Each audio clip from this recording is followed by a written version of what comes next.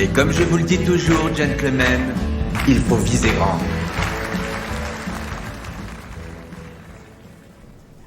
Les pauvres ont besoin de prix bas. Et les riches adorent les prix bas. Jacques, psst, Jacques, Bernardo a raison. Faut viser les agglos.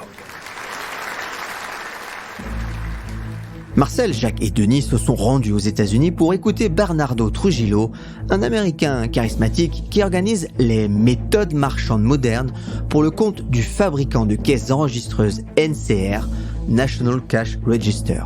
Des conférences dont les acteurs de la distribution du monde entier ne perdent pas une miette.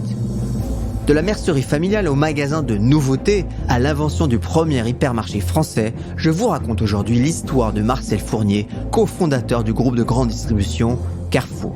Dans ce deuxième épisode, Marcel se lance dans la création du premier hypermarché en France. Bienvenue sur Il était une fois l'entrepreneur, le podcast où je vous raconte les histoires des entrepreneurs. Car oui, entreprendre est toute une histoire. Je m'appelle Laurent Brouin et ce podcast est produit par Inspire Média. J'ai trouvé le terrain à Sainte-Geneviève-des-Bois. C'est où? Dans l'Essonne, 17 600 habitants, 20 000 m² de terrain pour une bouchée de pain. En 1962, alors qu'ils sont dans les préparatifs de l'ouverture de leur second magasin, prévu l'année suivante, Marcel, Denis et Jacques réfléchissent en même temps à un projet de plus large envergure. Ouvrir dans la région parisienne un supermarché encore plus grand qui sera en fait le premier hypermarché au monde. Le terrain que Jacques a trouvé est déjà connu des distributeurs installés dans la région qui doutent de l'intérêt de sa localisation pour réaliser un chiffre d'affaires conséquent. Mais Marcel et les deux frères de Forêt, eux, y croient. L'essor de l'automobile entraîne un développement rapide des banlieues. Ils sont convaincus que les grandes surfaces ont leur place en périphérie. Avant de se lancer, Edmond Balleran, le directeur de la filiale française de National Cash Register, leur conseille de se rendre aux États-Unis, rencontrer Bernardo Trujillo. Pour Marcel et tout le gratin du commerce français, Trujillo est comme un mentor. Provocateur, grande gueule et bon comédien, ses discours agrémentés de phrases chocs sont écoutés et suivis comme des révélations. Le fameux conseil « No parking, no business » que Marcel suit à la lettre, c'est de Trujillo.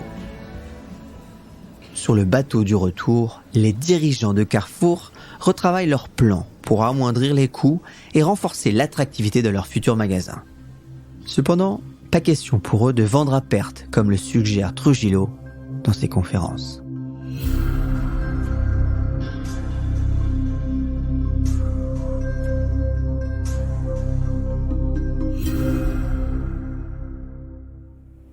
Marcel, j'ai retravaillé les plans. On agrandit la surface à 4000 m². Par contre, on supprime la déco. Beaucoup trop cher.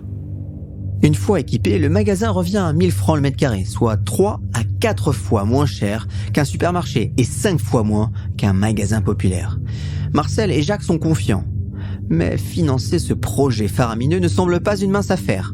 Pourquoi implanter un grand magasin dans une si petite ville? Pour les banquiers, ça n'a pas de sens. Voilà les plans. 4000 m² de surface de vente, un parking en étage de 450 places, une galerie marchande... Voyons, monsieur de Forêt. Cela va coûter des millions. Bilan provisionnel totalement déséquilibré. Fonds propres insuffisants. Puis, Sainte-Geneviève-des-Bois. Qui va aller là-bas? Les deux familles n'ont pas d'autre choix que de mettre la main à la poche. Elles investissent alors 5 millions de francs. La pression est grande. Ils ne peuvent pas échouer au risque de se voir ruinés. À tout cela vient s'ajouter l'hostilité des fournisseurs. De peur de voir leur image ternie, ils refusent que leurs produits soient revendus à prix cassé. Fournier se rend alors en Italie pour approvisionner les rayons textiles et bazar, puis il contacte les grossistes. Il rencontre ainsi Paul-Louis Allais, le patron de Promodes, avec qui il noue une alliance durable.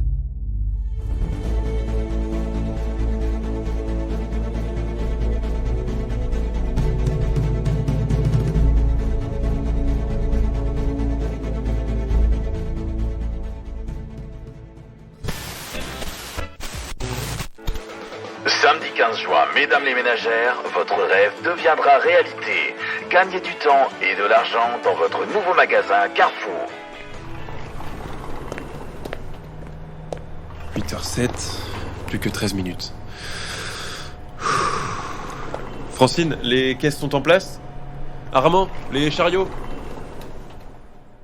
Ce matin du 15 juin 1963, Marcel est nerveux. Il trépigne devant les portes de son nouveau magasin. Le succès de l'ouverture est crucial. Toutes leurs économies sont parties dans ce projet. Monsieur Fournier, vous êtes sûr qu'on a assez de place sur le parking? En effet, c'est une foule immense qui piétine elle aussi en attendant l'ouverture officielle des portes de ce nouveau magasin gigantesque à Sainte-Geneviève-des-Bois. Le parking est complet. La clientèle vient de 10 à 25 km à la ronde.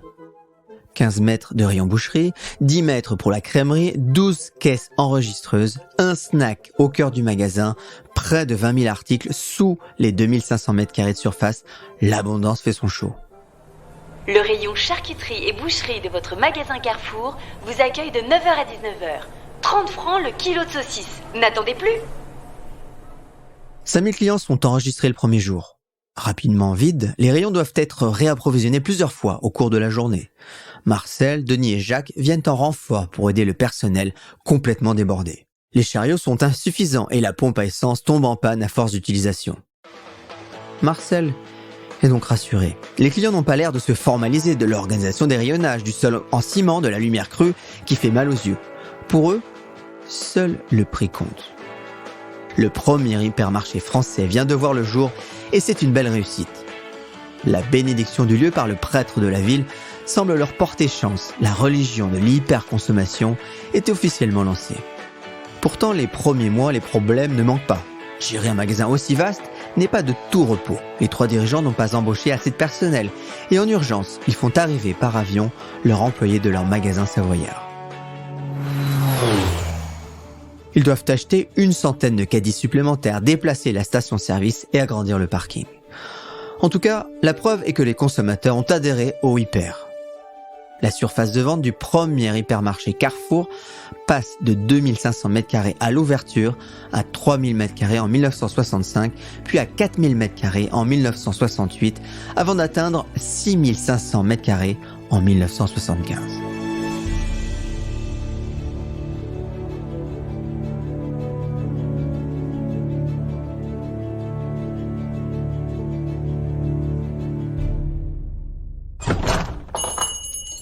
Bonjour Madame Berthier, qu'est-ce que je vous sers aujourd'hui?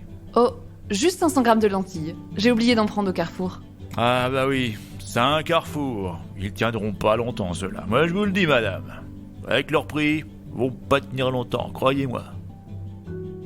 Dans un premier temps, les petits commerçants ne prennent pas la menace au sérieux et pourtant, 30 000 d'entre eux disparaîtront dès les premières années du développement phénoménal des grandes surfaces. En 1964, la société Carrefour ouvre son deuxième hypermarché à Villeurbanne. Entre 1963 et 1971, ce ne sont pas moins de 24 hypermarchés qui sont ouverts, dont, en septembre 1970, 22 000 m² de magasins à Vitrolles, dans la banlieue de Marseille, le plus grand magasin d'Europe. Marcel avait vu juste. Cette forme nouvelle de distribution rencontre l'adhésion d'un nombre de plus en plus important de consommateurs, pour le meilleur et pour le pire. Mais ça, c'est une autre histoire. Merci pour votre fidélité. Alors, tant que j'y pense, ce podcast, c'est 3 jours de travail par épisode. Évidemment, tout ce travail, c'est une équipe derrière. Merci donc à Thibaut Viotte, Marie Camier, Sarah Brevet pour l'écriture et Frédéric Kukovicic pour le son, mais aussi tous les acteurs, puisqu'il y a beaucoup d'acteurs, vous l'avez entendu, qui interviennent dans les dialogues. Fabien, Gaël, Jean-François, Céline, bref, c'est une véritable équipe qui travaille pour vous faire les meilleurs épisodes. Pensez bien d'ailleurs à mettre des étoiles et à parler de ce podcast autour de vous si vous avez appris des choses ou si vous avez été inspiré.